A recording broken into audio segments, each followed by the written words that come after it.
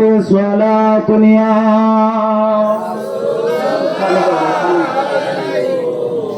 سلام يا حبيب الله عليكم صلاة يا رسول الله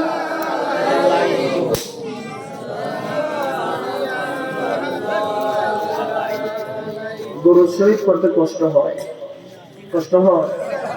দরুদ শরীফ পড়লে খুশি কে? আল্লাহ। তারপরে খুশি কে? আল্লাহ রাসূল।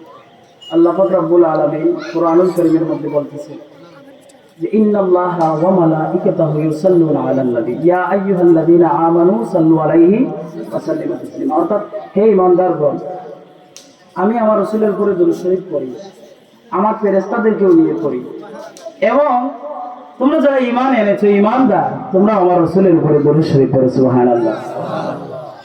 আল্লাহ নামাজ পড়ে না, আল্লাহ রোজা রাখে না, আল্লাহ হজ করে না, আল্লাহ যাকাত দেয় না, তাসবিহ তাহলিল কোনো কিছুর দরকার আল্লাহর নাই। আল্লাহ তাআলা এইগুলা থেকে পবিত্র। কিন্তু আল্লাহ পাক রব্বুল আলামিন একটা জিনিস করেন, এটা হচ্ছে আমার আপনার রাসূলের উপরে আল্লাহ তাআলা দরুদ শরীফ পড়েন। সুবহানাল্লাহ।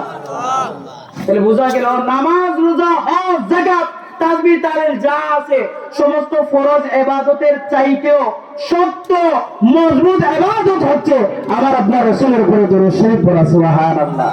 দরুদ শরীফ পড়িলাম সালাতু ইয়া রাসূলুল্লাহ আলাইহি সালাম ইয়া হাবিবাল্লাহ।